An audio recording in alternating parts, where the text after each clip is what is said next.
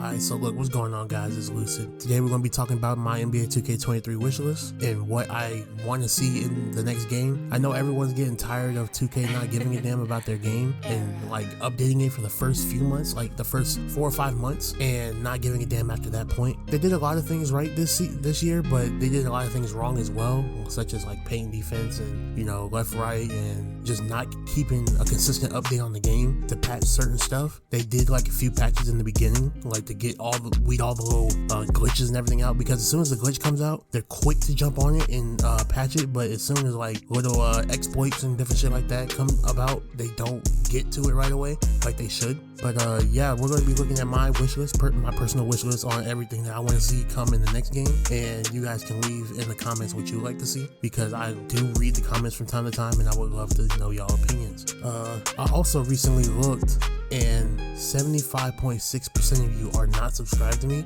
Why not? Like, just, you know, it's free. Just click the subscribe button. If you want to get to know me a little bit better, you can watch a few more videos. But, you know, if you feel like this content is something you can enjoy, click the subscribe button. Become part of the... What should I call y'all? Yeah, leave those recommendations down there as well. What should I call you guys? I was thinking about calling you guys dreamers, but, you know, it seems kind of basic. Yeah, what would you guys like to be called as my community? But without further ado, we can get straight into the wish list. So, first one up is definitely Crossplay. That would open up the possibility for anything as far as the competition, because there's always been a debate on which one's better, who's better, PlayStation people or Xbox players. It'll break down that barrier, basically, to show who's the best. And also open a whole new door for content creators to collaborate with other content creators, especially since maybe one content creator doesn't have one console and the other one does. That will open up the whole thing and let people just interact more, and it'll bring more people to, like, you know, the park and stuff, because, you know, on 2 separate consoles, there's only a certain amount of people that play each console. That's something I would love to see, some cross-play action going on, and it would bring more competition to the whole 2K scene. The next one up is no city or a smaller city. It was kind of pointless for me to say no city, because I recently just saw that they confirmed that the city is going to be back into the next game. So I would like to see a smaller city so that there's less delay, less lag, and just less, everything in general is just less of, because the city being that big and having all these CPUs walking around, it delays the game. It's a lot of stuff going on at one time that got to go on in the background while you're playing the game, unless you're in the rec or you're in the pro. Once you take that stuff away, it will dramatically increase the performance of the game and how it feels. Stop feeling delayed and, you know, stiff and stuff. It'll just clear all that up.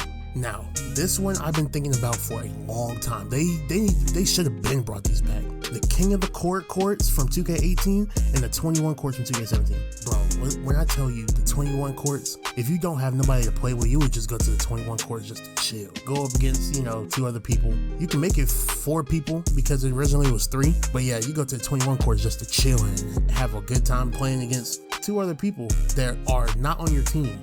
That's something that can bring some competition back, and it can start up some serious comp. Like if you go to like the rec or you're playing in the park, to prepare for like some double teams that go down, because it'll put you in that double team situation.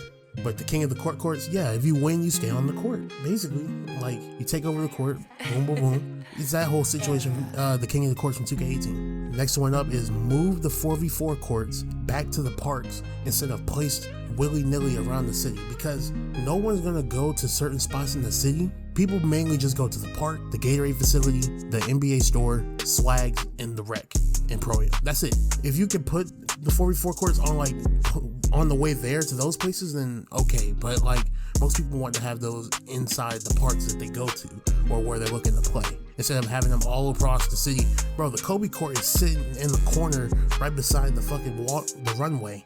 Like, who's gonna fucking see that at first? Same thing with the BLM courts. They're just out of the way. You can't really see it. All the 1v1 courts around the area, move those to like right next to the park. They shouldn't be spread out everywhere.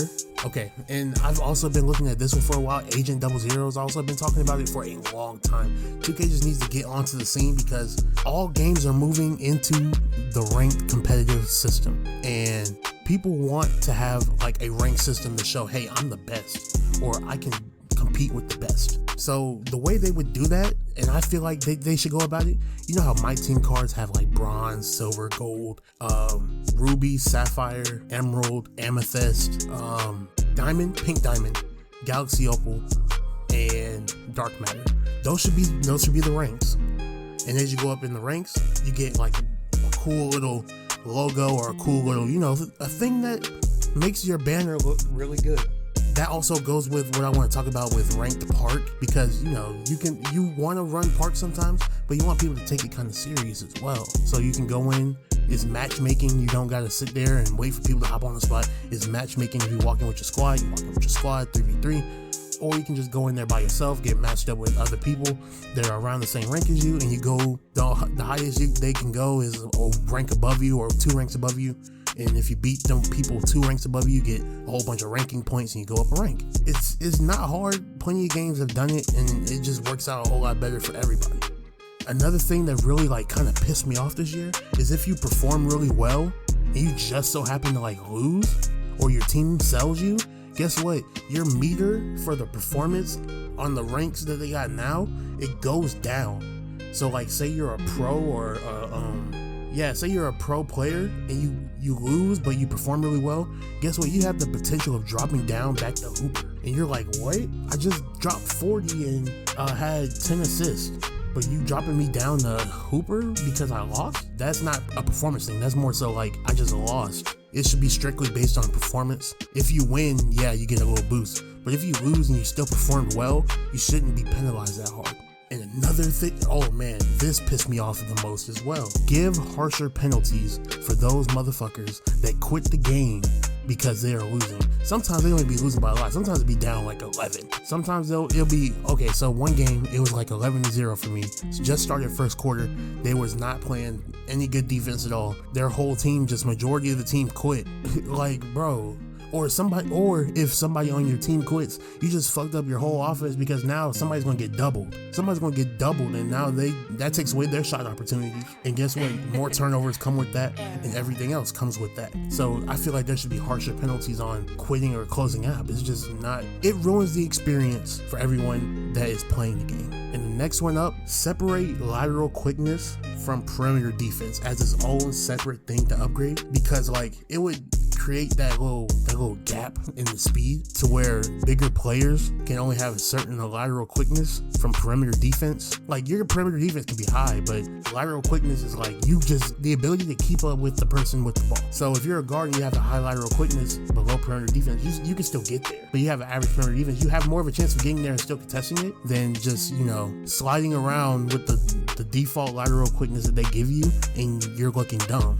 You have a high perimeter defense, but the lateral defense is just like not there. Next, make pressing square on the passing lane more of a risk reward type of deal. What I mean by that is you shouldn't be standing there having a goddamn seizure trying to steal the ball out the air, because all I see when I'm just standing by myself in the corner or on the hash, I sit there and my man's guarding me, all I see is this motherfucker's twitching, having a damn aneurysm, a seizure, goddamn, and they're just fucking freaking the fuck out. And I'm just like, bro, just play straight up. Like, what's going on? I get it. You want to get passing lane steals. That's fine. But there should be a risk reward type thing for you just sitting there spamming square. This should either kill your energy or literally move you away from the play a little bit or something, because like there's no reason, or give you a late contest or something, but there's no reason you should be standing there having a damn like just twitching, because like not everybody in the fucking league is going for passing lane steals every time. It's straight up defense. Next up, bring back the ability for the point guard or the shooting guard to switch matchups in the rec or pro am. I remember this feature from 2K16, 2K17, and 2K18 when if I ran the guard spot,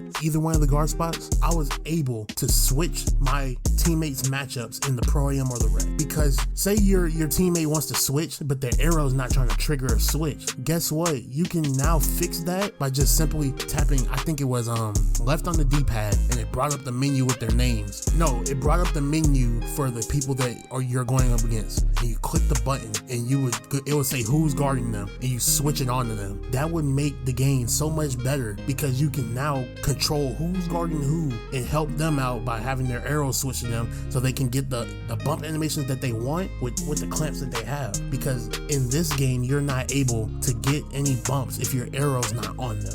it just doesn't make a whole lot of sense for you not to have that feature in the game. Next up, another idea I've been proposing for years. It should be like Call of Duty, where you get to vote on the map, right? Make different locations for the wreck, and then when both teams are locked in and matched up, they vote on where they want to play. So say Venice Beach, motherfucking Rucker Park, Quai 54, Terminal 23, the OVO Gym, just different places you can hoop. It switches it up and gives you something fresh to play on. That's it for part 1 on my 2K wishlist. I will be making another one soon. Remember, hit the like, leave a comment telling me what you feel should change in 2K and which videos I should do next. And also, most importantly, subscribe to the channel, join the Dreamers. Also, suggest a new name for you guys, because I feel like Dreamers is kind of, you know, basic, and you're not really, it's not unique to us, you know. It's gotta be something that we as a community can bond over, you know. Leave a comment down below on what you guys would like to be called. Whoever's comment has the most likes, that would be what we call you. But anyway, besides that, you guys have a blessed day. It's been Lucid, guys. Keep dreaming. Peace.